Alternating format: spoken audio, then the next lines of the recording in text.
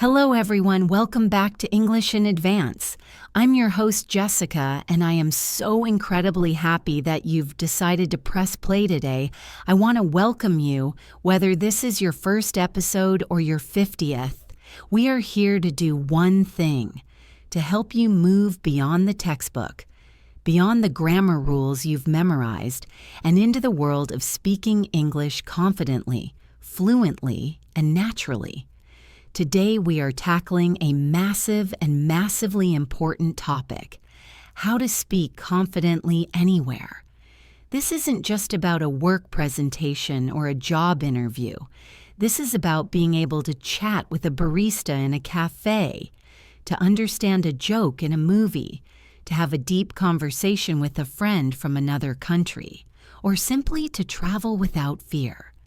We are going to do a very deep dive, a really long and detailed exploration of how you can dramatically improve your English listening and speaking skills. And our main tool, our secret weapon, is going to be the very thing you are listening to right now, an English podcast. If you've ever felt that frustrating gap, that silence between understanding what someone says and being able to form your own sentence, this episode is dedicated to you. You are not alone in that feeling. It's the most common challenge for English learners all over the world. You have all this knowledge in your head, but it feels locked away, and you just can't find the key in the moment you need it. Today, we are going to build that key. In fact, we're going to build a whole set of keys. This is going to be a much longer, more detailed episode than usual, because I don't want to just give you a few quick tips. I want to give you a complete system, a new way of thinking about your learning. We will break down exactly what to do, how to do it, and why it works. We'll explore mindset, the real science of listening, practical speaking exercises you can start today, how to build your vocabulary like a native speaker, and how to handle real-life conversations. So please find a comfortable place, maybe grab a notebook, and let's spend some quality time together. Let's get started on this journey to unlocking the confident English speaker that I absolutely know is already inside you. The very first place we must begin, the foundation for everything else we will build today, is your mindset. You can have the best techniques and the biggest vocabulary, but if your mind is full of fear and self-doubt, you will never speak. You will stay silent. So many learners are trapped by the idea of perfection. You think, I can't speak until I am perfect. I can't speak until my grammar is flawless. I can't speak until I have a perfect accent. I am here to tell you with 100% certainty that this goal of perfection is your biggest enemy. It's a trap that will keep you quiet forever. Why? Because perfection is impossible. I am a native English speaker, and I am not perfect. I make mistakes. I use filler words like and like. I forget words. I start a sentence and realize halfway through that it's not the right way to say it, so I have to stop and rephrase. This is normal. This is human. Speaking is not a test. It's a tool for connection. So we must change our goal. Right now, together, let's throw away the goal of perfection and pick up a new one. Our new goal is communication. That's it. Did the other person understand your message? Did you get your idea across? If the answer is yes, then you have succeeded, you have won. It does not matter if you said, yesterday I go to the store, instead of yesterday I went to the store. The other person understood you. They pictured you at the store yesterday. That is a 100% success. The panic about mistakes is what causes us to freeze. We are so busy in our heads, acting as our own personal police officer, checking every word before it comes out. Is that the right tense? Is that the right preposition? Oh, I don't know. It's safer to say nothing. We have to fire that police officer. When you are in a conversation, your only goal is to be in the conversation, to connect. This is what we call fluency over accuracy. In the moment of speaking, fluency, the flow of the conversation, is more important than 100% correct grammar. You can go home later and think, I should have said went instead of go. I'll try to remember that for next time. That's learning, but in the moment, you must give yourself permission to be imperfect. This fear of mistakes often comes from a fear of being judged. We think people will laugh at us or think we are stupid. Let me tell you a secret. Most native speakers are incredibly patient and are genuinely impressed that you are speaking their language. Think about it. If someone came up to you and tried to speak your native language and they made mistakes, would you laugh at them, or would you feel happy and try to help them? 99% of people will be happy and helpful. The only person who is judging you so harshly is you. So, we need to practice positive self-talk. When you catch yourself making a mistake, do not say, "I'm so stupid. I'll never learn this." That is a dead end. Instead, I want you to say, "Wow, that was a tricky word, but I tried, and the person understood me. That's a win." Or, "Oh, I used the wrong preposition. That's a common mistake. I'm learning." You have to train your brain to be your coach, your cheerleader, not your critic. This is a daily practice, just like listening or speaking. You have to be kind to yourself. How does this relate to learning with podcasts? Podcasts are the perfect tool for this new mindset. When you listen to a conversational podcast, you are not hearing a perfectly edited, perfectly scripted actor. You are hearing real humans talk. You'll hear us pause, say, laugh, mispronounce a word and correct ourselves, and speak in incomplete sentences. It shows you that this is how language is really used. It's messy, it's imperfect, and it's alive. Listening to this will make you feel so much more relaxed about your own imperfect English. Now that our minds are in the right place, let's talk about the first skill, listening. This might seem strange. You're here to learn to speak, so why am I starting with listening? Here's the truth. You cannot become a confident speaker until you are a confident listener. Listening is the input. It is the fuel. You cannot produce a sound you have never truly heard. You cannot use a phrase naturally if you have never heard it used in a real context. Every great speaker is, first, a great listener. But there are two types of listening. The first is passive listening. This is when you have a podcast on in the background.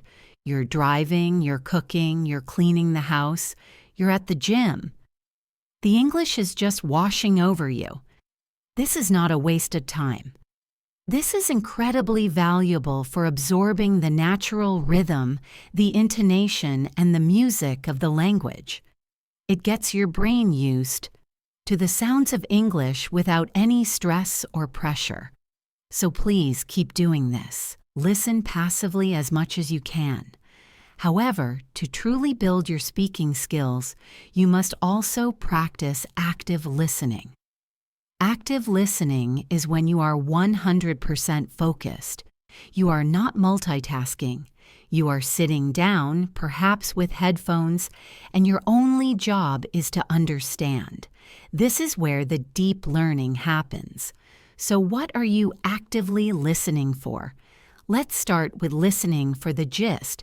The gist is the main idea, the overall summary. This is a great way to start with a new podcast episode. Don't stop. Don't worry about words you don't know. Just listen for 5 or 10 minutes and then pause. Ask yourself one question. What was that section about? Can you summarize the main point in 1 or 2 sentences in your head? For example, if you listen to a segment where I discuss 3 tips for learning vocabulary, your gist summary might be, Jessica just explained 3 methods for remembering new words. You don't need the details of the 3 methods, just the main topic. This trains your brain to find the most important information and not get overwhelmed by details. After you're comfortable with the gist, you can listen again, this time listening for specific details. This is like being a detective. Before you listen, you can even give yourself a mission. For example, in this next section, I am going to listen for the names of the 3 vocabulary tips Jessica mentions.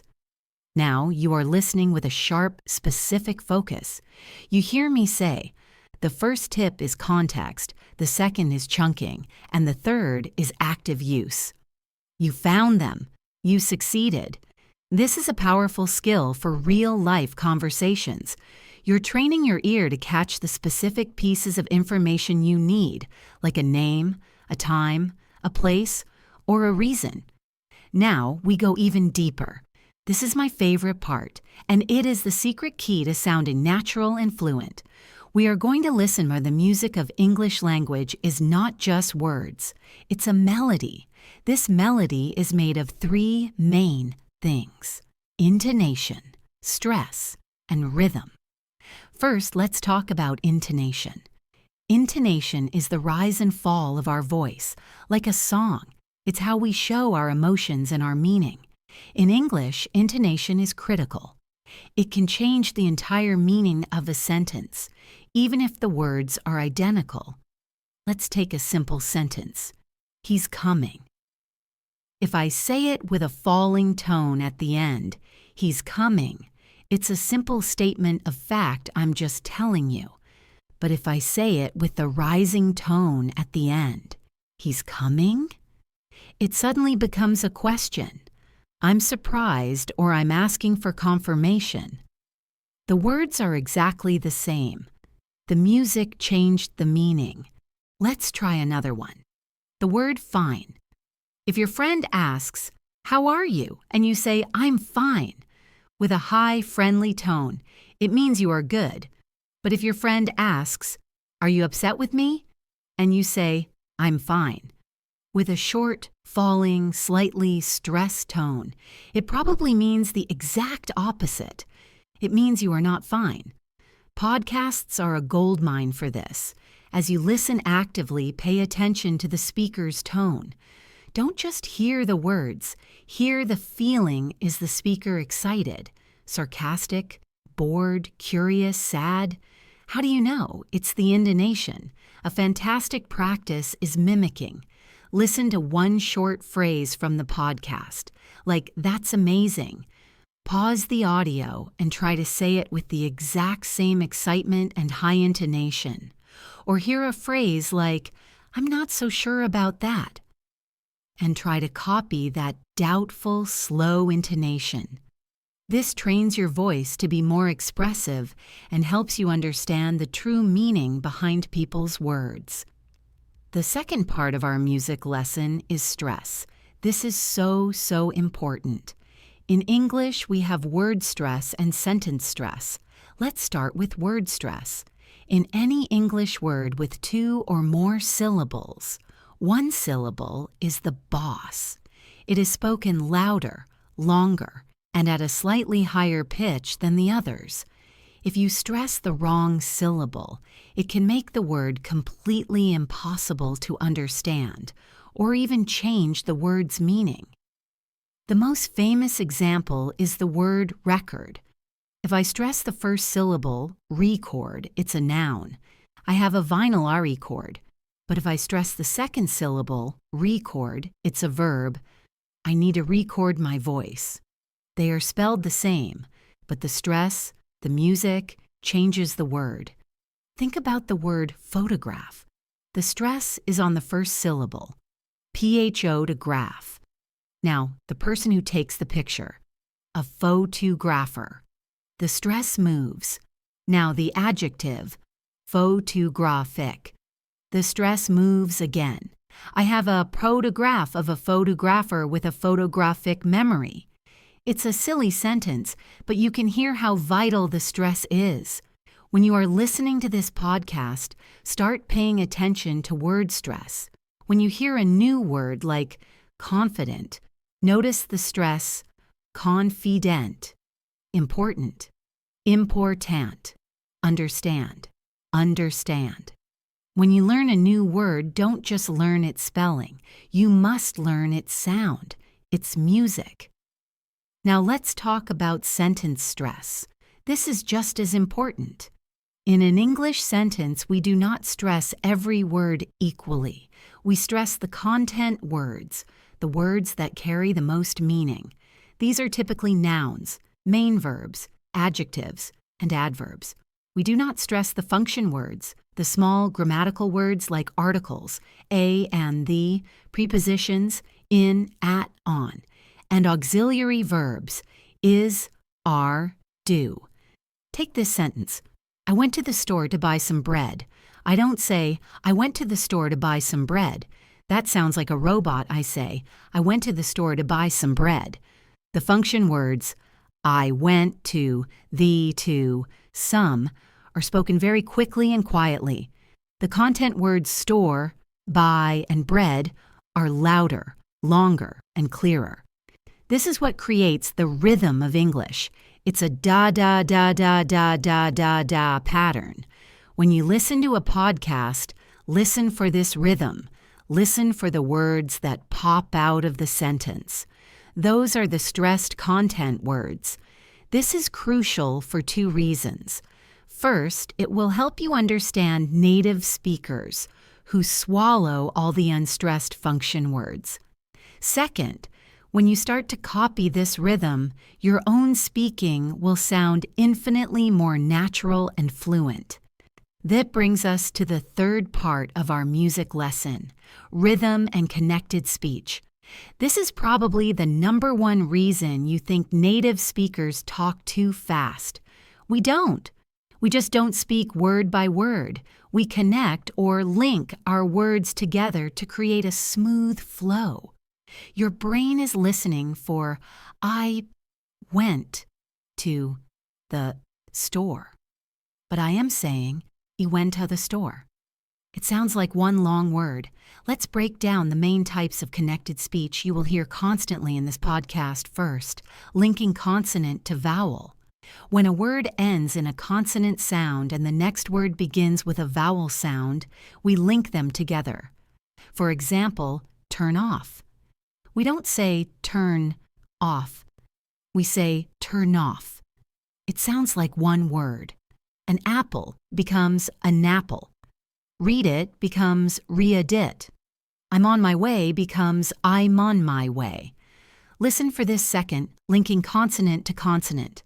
When a word ends in a consonant sound and the next word begins with a similar consonant sound, we don't say the sound twice. We just say it once, but hold it a little longer. For example, big game. We don't say big game. We just say big game. Or social life. We don't say social life. We say social life. Third, reductions. This is a huge one. Those unstressed function words we talked about, we don't just say them quietly. We often change their vowel sound to a very weak, lazy sound called the schwa. It's the sound. The word to almost never sounds like to in a sentence. It sounds like to. I want to go becomes I want to go or I want to go. The word for becomes fur. This is for you becomes this is for you. The word a becomes a. I saw a cat becomes I saw a cat. The word and becomes n. Bread and butter becomes bread and butter. Your ear is listening for and, to, for, but you are hearing n, to, for. This is why you get lost. You have to train your ear to hear these tiny, reduced sounds. And finally, we have the famous reductions that you probably know, but need to listen for going to becomes gonna. I'm going to watch a movie. Want to becomes wanna. I want to learn English. Have to becomes hafta. I have to go. Got to becomes gotta. I gotta leave. Should've becomes shoulda. I shoulda studied. Could've becomes coulda. What are you doing becomes what you doing. I don't know becomes I don't know. Podcasts are filled with these. This is not slang. This is normal, everyday, natural speech, even in a professional context. Your job as an active listener is to be a detective.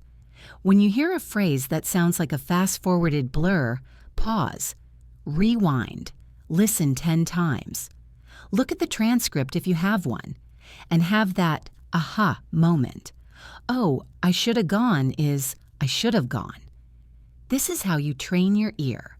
So, to recap our active listening mission, you are listening for the gist, main idea. For specific details, detective mode, and for the music, intonation, word stress, sentence stress, and all the magic of connected speech. This is how a podcast becomes your personal language laboratory.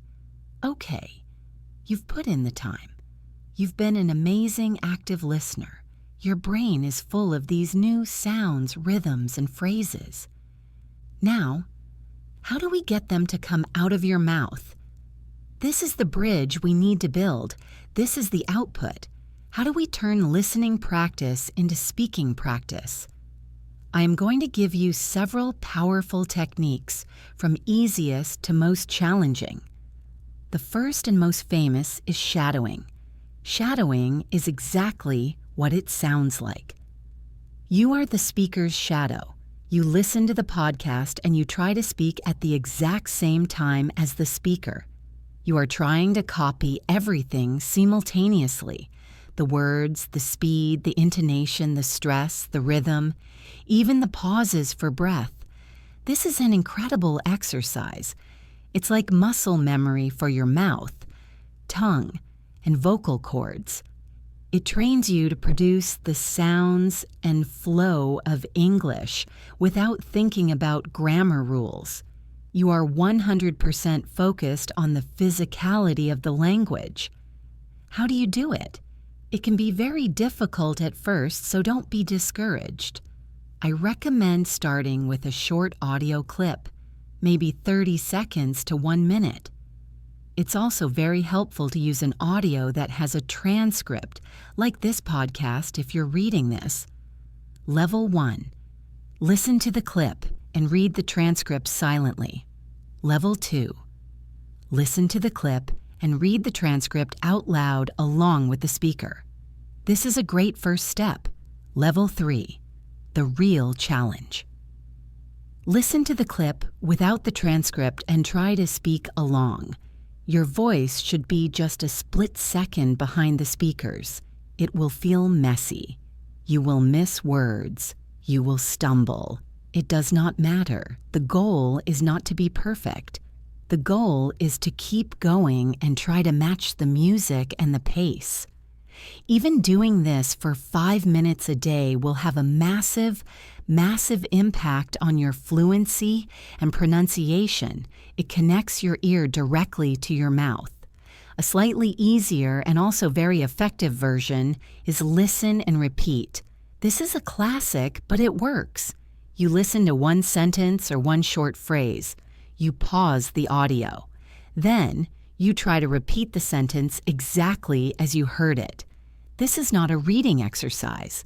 This is a listening exercise. You must copy the sound. Let's practice right now. I am going to say a sentence. I want you to pay close attention to the music, the intonation, stress, and linking. Then pause and try to repeat it exactly. Here it is.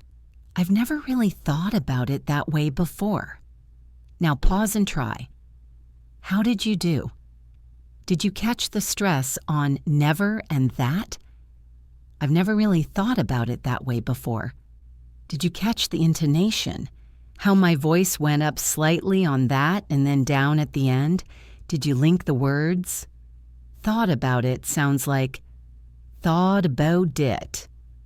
Thought about it. Let's try one more. What are you planning to do this weekend? Pause and try. Did you hear the reduction? I didn't say, what are you? I said, whatcha, or what are you planning to do this weekend? I stressed planning and weekend. What are you planning to do this weekend? This simple exercise, done with 10 or 20 sentences from a podcast, is pure gold. You are actively practicing all the music we just talked about. Our next speaking technique is one of the most important for building your thinking skills in English. This is summarizing and retelling. After you finish an active listening session, maybe you listen to a 10-minute segment of this podcast, your job is to retell the main ideas out loud. You can do this to yourself, to your plant, to your cat, or you can record a voice memo on your phone. It doesn't matter. The point is to produce the language. Imagine you just listened to the first part of this episode. You would pause and say, out loud. Okay, so Jessica was talking about mindset. She said that the most important thing is to change your goal from perfection to communication. She said it's okay to make mistakes and that we need to stop judging ourselves. She also said that native speakers make mistakes too. She called this fluency over accuracy. And she said podcasts are good for this because you hear real, imperfect speech. Look at what you just did. That is an amazing academic and conversational skill. You listened, you comprehended, you synthesized, and then you rephrased the information in your own words. You practiced your grammar, your vocabulary, and your connector words. So, because. This is exactly what you do in a real conversation when someone asks, "What did you do this weekend?" Or, "What's that new movie about?" This is one of the best ways to build that bridge from understanding to speaking. This leads us to our next and perhaps most accessible technique, speaking to yourself. I know, it feels silly. I understand. But if you can get over that small feeling of embarrassment and who is there to hear you, this is the most powerful, low-pressure, effective way to practice speaking. Why? Because there is zero fear, no judgment, no panic. You can take 10 seconds to find the right word. You can make a million mistakes. It doesn't matter. So what do you talk about? Anything and everything. You can narrate your life. As you are doing things, describe them out loud. Okay, it's morning. I'm getting out of bed. I feel pretty tired. I'm walking to the kitchen. Now I'm going to make some coffee. I need to get the filter, the coffee, and a mug. I'm pouring the hot water. It smells good. You are practicing present tenses, everyday vocabulary, and simple sentences. You can talk about your opinions. You just listened to a podcast episode about remote work. Pause it. Talk to yourself. That was a really interesting point. I agree with the speaker that remote work offers a lot of flexibility. On the other hand, I think it can be isolating. For example, in my job, it's really important to have those spontaneous, water-cooler conversations. I'm not sure I would be as productive at home. Look at that. You are practicing complex sentences, giving opinions, using transition words. On the other hand, for example, and exploring a topic you can plan your day or review your day. In the morning, say out loud, "Okay, what do I have to do today? First, I have to finish that report for my boss. Then I have a meeting at 11 a.m. After work, I need to go to the grocery store. I need to buy milk, eggs, and bread. Then I'm going to make dinner. You are practicing future tenses and sequencing. At night, review your day in the past tense. Today was a pretty good day. I woke up early, I finished my report, and my boss was happy. The meeting was a little boring. After work, I went to the store and then I watched a new movie. It was okay. By speaking to yourself, you are making English a tool to think with, not just a subject to study. You are building and strengthening the neural pathways in your brain.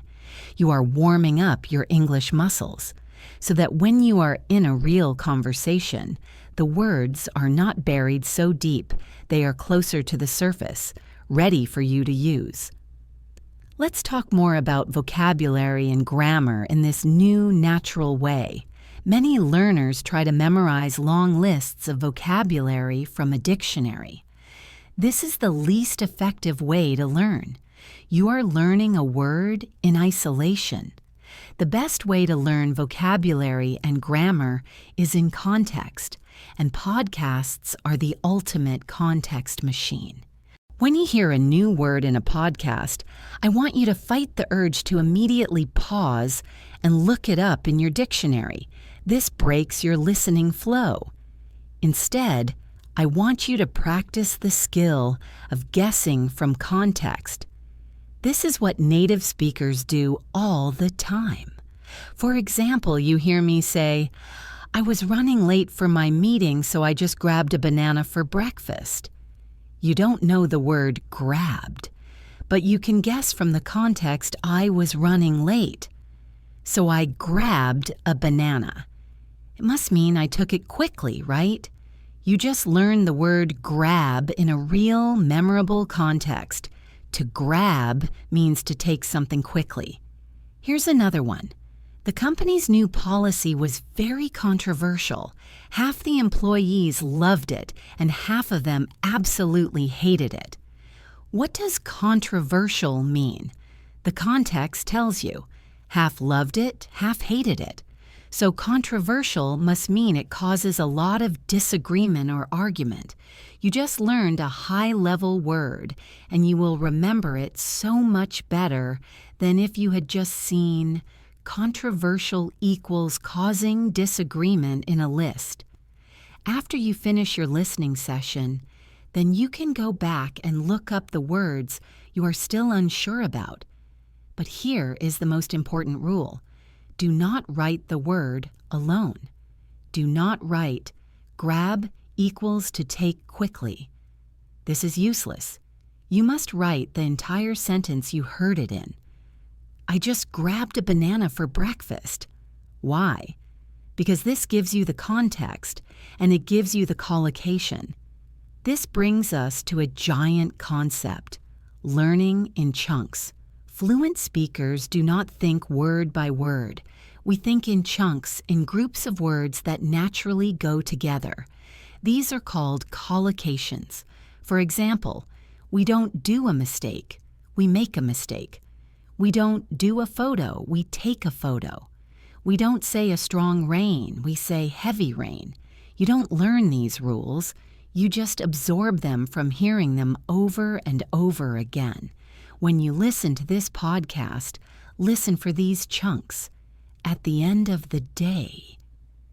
To be honest, by the way, it's not a big deal. As far as I'm concerned, I'm on the fence about it. To make a long story short, these are phrases you can learn as one single unit. When you learn to make a decision as one chunk, you never have to stop and think, is it do a decision or make a decision? You just know the chunk. Your speaking becomes faster and sounds much more natural, so when you write down new vocabulary, write down the chunk, not just decision. Write down make a decision, not just interested. Write down interested in. I'm interested in history. What about grammar? It's the exact same thing. Stop memorizing complex grammar charts. Start noticing grammar in context. You didn't learn the grammar of your native language by studying charts. You learned it by hearing patterns, thousands and thousands of times. You can do the same in English. You might be studying the present perfect continuous, a very scary-sounding tense. The rule is, for an action that started in the past and is still continuing. That's hard to remember. But then you listen to this podcast and you hear me say, I've been living in Chicago for 10 years. You hear that pattern, I've been living for 10 years. It started 10 years ago and I am still living in Chicago. The pattern makes sense. Or you hear, I've been hosting this podcast for 2 years. It started 2 years ago and I am still hosting it. You just learned the present perfect continuous in a real, living, memorable way. Or maybe you are studying the second conditional for imaginary situations. The rule is if plus past simple, would plus verb. So confusing. But then you hear me say, if I had more time, I would read more books. You hear the pattern, if I had, I don't have time, it's an imaginary situation. I would read. This is the imaginary result. This is so much more effective than a grammar chart. Your job as an active listener is to be a grammar detective. Notice the patterns. Don't stress about the name of the tense. Just notice the pattern and its meaning. Let's quickly touch on a specific part of pronunciation that podcasts are perfect for. This is attuning your ear to difficult sounds. Many learners struggle with specific sounds that don't exist in their native language. For example, the TH sounds, like in think and this, or the difference between R and L, like in rice and lice, or the difference between V and W, very and wary, or short vowels versus long vowels, ship and sheep. You cannot produce a sound that you cannot hear accurately. The first step is always training your ear. You need to listen to thousands of examples of these sounds in a natural context. Podcasts are a buffet of sounds. You can actively listen just for the C, th sound. Listen to how my tongue is between my teeth when I say think and thought and three, or listen for the R sound. Listen to how my lips are rounded when I say really and right and remember. By focusing your active listening on these specific problem sounds, you are training your brain to recognize them clearly. Once your brain can hear the difference between ship and sheep perfectly, it becomes much, much easier to teach your mouth how to produce it. Okay, we have our mindset, we have our advanced listening skills, we have our powerful speaking output techniques, we have our natural vocabulary and grammar strategy. Now, let's put it all together. How do we use these skills in a real, live, unpredictable conversation? This is the final test. A lot of confidence in a real conversation comes from knowing the unwritten rules, the social scripts of how to interact. Let's start with the scariest part, starting a conversation and making small talk. Many learners hate small talk. They think it's boring. But in many cultures, it is the essential gateway to a real conversation. You can't just walk up to someone and say, "What is your opinion on climate change?" You have to warm up the conversation. Having the few simple all-purpose openers ready can make you feel so much more confident. You can use the environment. It's a beautiful day, isn't it? This is a really nice cafe. Have you been here before? Wow, it's so busy in here today. You can ask about the weekend, always a safe topic. Did you have a good weekend? Or on a Friday? Do you have any exciting plans for the weekend? You can comment on something you share. That's a great laptop. Are you happy with it? I love your bag. Where did you get it? The real key to good small talk is not what you ask. It's the follow-up question. This is how you show you are listening and interested. Do not be a conversation killer. If someone asks you, "Did you have a good weekend?" do not just say, "Yes," and stop. That is a dead end. The conversation is over. Instead, use this formula. Answer plus add detail plus ask back. Question: Did you have a good weekend? Answer: Yes, I did, thanks. Add detail: I finally watched that new movie everyone's talking about. Ask back: What about you? How was your weekend? See? Now the conversation is a serve and return, like a game of tennis. You've hit the ball back. While the other person is talking, your job is to be an active listener. You can show this by using small active listening phrases.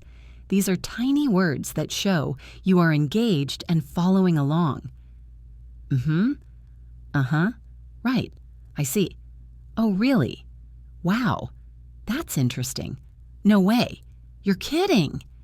Using these little words makes the speaker feel good, makes them feel heard, and makes you an excellent conversation partner. Now, what happens when it's your turn to speak and your mind goes blank? You panic. You need a second to think. This is a huge source of anxiety, but you do not have to be silent. Native speakers are never silent. We use filler phrases to buy ourselves time. These are conversational bridges. They are one of the biggest secrets to sounding fluent. Instead of a long, awkward, "ah," you can use one of these. That's a really good question. This gives you 3 to 4 seconds. Let me think about that for a second. Well, to be honest, that's an interesting point. I haven't really given that much thought before, but off the top of my head, I'd say these phrases are amazing. They make you sound thoughtful, intelligent, and 100% fluent, all while your brain is scrambling to find the right words. Start listening for these in podcasts and practicing them. What about when you disagree with someone? This can be very stressful, especially in a foreign language. You don't want to be rude. A confident speaker knows how to disagree politely. You almost never want to say, "You are wrong." That is far too direct and can start a fight. Instead, we use softening phrases. First, you validate their point. "I see what you mean. I understand your point. That's a valid point." Then you use a soft transition. "But, however," then you state your opinion. "I see it a little differently. From my perspective, I'm not so sure I agree." Let's put it together. Someone says, "Winter is the best season." You say, "I see what you mean. The snow is beautiful, but I'm just not a fan of the cold. I prefer summer." Or, "That's a valid point, however, I find winter to be a bit depressing." Or, "I respectfully disagree. For me, summer is much better." This is a high-level, extremely confident skill. You are expressing your own opinion without creating conflict. Finally, what happens when you don't understand? A non-confident person panics, nods, and pretends to understand. Then, they are completely lost for the rest of the conversation. A confident person is not afraid to ask for help. Asking for clarification is not a sign of weakness. It is a sign of engagement. It shows you want to understand. You can say, "I'm so sorry, I didn't quite catch that. Could you say it again, please?" Or, "I'm not sure I'm following you. Could you rephrase that?" Or, "What is that word, controversial, mean?" Or, my favorite, "So, if I'm understanding you correctly, you're saying that," and then you rephrase their idea in your own Simpler words? People love this. It shows you are listening so carefully that you want to be 100% sure you've understood them. Let's add one more skill to your conversation toolbox: storytelling. So much of conversation is just trading simple stories. You'll never guess what happened to me today. What did you do this weekend? How was your vacation? To be a confident participant, you need to be able to tell a simple story. Don't panic. It doesn't have to be a novel. A good, simple story just needs a beginning, a middle, and an end. Beginning, set the scene. Who, where, when? Yesterday, I was at the grocery store. Middle. This is the action, the problem, or the interesting part. Use transition words to guide your listener. First, then, next, suddenly. So I was looking for milk and suddenly I heard someone call my name. I turned around and it was my old friend from college, who I haven't seen in 5 years. And what was the result? How did you feel? We were so shocked. We ended up talking for 20 minutes and we're going to get coffee next week. It was such a crazy coincidence. You can practice this. Use the speaking to yourself technique. Tell yourself a story about your day. Today, I was in a meeting at work. Beginning. My boss asked me a really tough question about the project. Middle, problem. I was really nervous, but I used that filler phrase, "That's a good question," and I gave my opinion. In the end, my boss said, "That's a great point, Emma." End result. I felt so proud of myself. Practicing these simple stories makes you a much more engaging and confident conversationalist. Phew. We have covered a truly massive amount of information today. We started with the most important piece, your mindset, shifting from perfection to communication. We did a deep dive into active listening, listening for gist, details, and the real music of English, intonation, word stress, and connected speech. We learned powerful speaking techniques to build that output, including shadowing, listen and repeat, summarizing, and the incredible power of speaking to yourself. We talked about a smarter, context-based way to learn vocabulary and grammar by noticing patterns and learning in chunks. We went over specific pronunciation tuning, and finally, we put it all together with real-world conversation skills. Small talk, fillers, polite disagreement, asking for clarification, and even storytelling. I know this is a lot. You might be feeling overwhelmed. Please do not. You do not have to do all of this today. The goal of this episode was to give you a complete toolbox, a full menu of options. Your job now is to pick one. Just one thing. Confidence is not a light switch that you suddenly turn on. It is a wall that you build, one brick at a time, every single day. Every time you do 10 minutes of active listening, you lay a brick. Every time you try shadowing for 60 seconds, you lay a brick. Every time you speak to yourself in the kitchen, you lay a brick. Every time you use a filler phrase in a real conversation instead of panicking, you lay a huge brick. You have the tools. You have the ability. The only thing you need to do now is start, and to be consistent. This is a journey, and it's a marathon, not a sprint. But the best part is that you can use the things you already enjoy, like listening to this podcast, as your primary method of learning. Thank you so much for spending this time with me, Jessica, here on English in Advance. I am so proud of you for making it through this long episode, for committing this time to yourself and your future. You are doing the work, and the results will come. So here is your call to action. My challenge for you today is simple. First, if you found this episode valuable, if you feel inspired and ready to take action, please hit that subscribe button right now wherever you get your podcasts.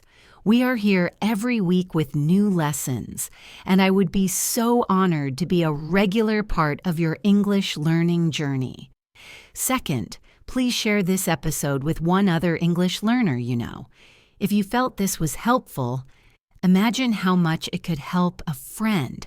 Let's build a whole community of confident, empowered speakers together. And your final personal challenge, pick one. Just one of the techniques we talked about right now. Maybe you'll pause this audio and go back 30 seconds and try to shadow me. Maybe you'll stand up and try to summarize this entire episode in 60 seconds, out loud. Or maybe you'll just commit to narrating the next thing you do today in English. Do that one small thing. Lay that first brick. Thank you again for listening. I'll talk to you in the next episode.